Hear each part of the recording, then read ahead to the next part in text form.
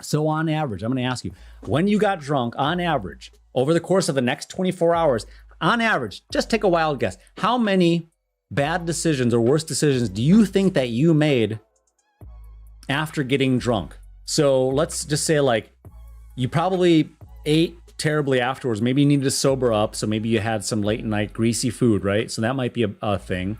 Or maybe you just went to sleep just drunk, which is a gut full of whiskey or beer. That's also a bad decision, right? So that's gonna affect your REM sleep. You're gonna think like, oh, I can only drink when I can only sleep when I drink, right? Yeah, you're gonna pass out because it's a depressant, but it's gonna affect your REM sleep, right? So you're gonna get a worse quality of sleep. So then you're gonna have a bad day tomorrow. So you're probably gonna want to sleep, and you're gonna hit the snooze alarm the next day a bunch of times. And then so because you did that, then you might skip a shower, you might skip breakfast the next morning. You're gonna be rushing to get out the door. Maybe you slept through your alarm too many times. Now you're late for work. Now you're rushing to get to work. Now you're speeding, risking hurting yourself or other people. And then now you're late to work, right? So that's not gonna look good on your record.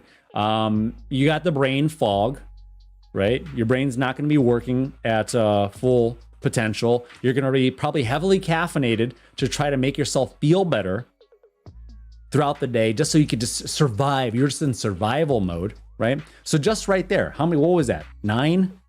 At least? That was 9 poor decisions.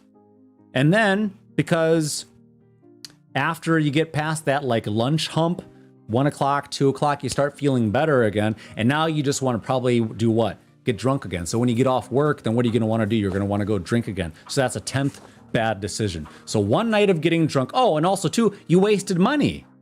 You robbed past self of money that they had to go earn and go do a job that probably didn't make them feel great.